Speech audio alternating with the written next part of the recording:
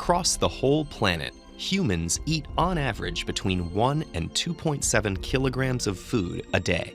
That's over 365 kilograms a year per person, and more than 28,800 kilograms over the course of a lifetime. And every last scrap makes its way through the digestive system. Comprised of 10 organs, covering 9 meters, and containing over 20 specialized cell types, this is one of the most diverse and complicated systems in the human body. Its parts continuously work in unison to fulfill a singular task, transforming the raw materials of your food into the nutrients and energy that keep you alive. Spanning the entire length of your torso, the digestive system has 4 main components. First, there's the gastrointestinal tract, a twisting channel that transports your food and has an internal surface area of between 30 and 40 square meters, enough to cover half a badminton court. Second, there's the pancreas, gallbladder, and liver, a trio of organs that break down food using an array of special juices. Third, the body's enzymes, hormones, nerves, and blood all work together to break down food, modulate the digestive process, and deliver its final products. Finally, there's the mesentery, a large stretch of tissue that supports and positions all your digestive organs in the abdomen, enabling them to do their jobs. The digestive process begins before food even hits your tongue. Anticipating a tasty morsel, glands in your mouth start to pump out saliva. We produce about 1.5 liters of this liquid each day. Once inside your mouth, chewing combines with the sloshing saliva to turn food into a moist lump called the bolus. Enzymes present in the saliva break down any starch.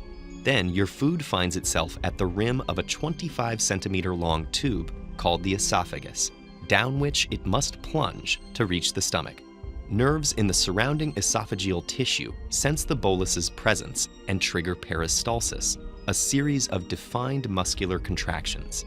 That propels the food into the stomach, where it's left at the mercy of the muscular stomach walls, which pound the bolus, breaking it into chunks. Hormones secreted by cells in the lining trigger the release of acids and enzyme-rich juices from the stomach wall that start to dissolve the food and break down its proteins.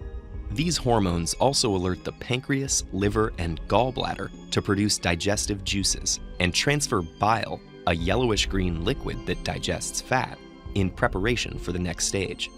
After 3 hours inside the stomach, the once shapely bolus is now a frothy liquid called chyme, and it's ready to move into the small intestine. The liver sends bile to the gallbladder, which secretes it into the first portion of the small intestine, called the duodenum.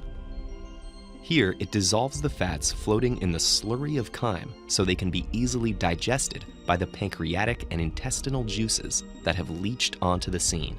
These enzyme-rich juices break the fat molecules down into fatty acids and glycerol for easier absorption into the body. The enzymes also carry out the final deconstruction of proteins into amino acids and carbohydrates into glucose.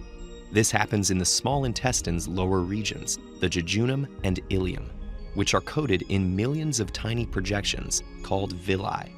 These create a huge surface area to maximize molecule absorption and transference into the bloodstream. The blood takes them on the final leg of their journey to feed the body's organs and tissues.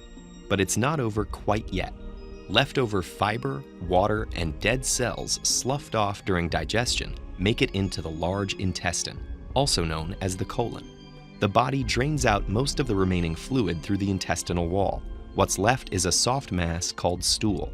The colon squeezes this byproduct into a pouch called the rectum, where nerves sense it expanding and tell the body when it's time to expel the waste.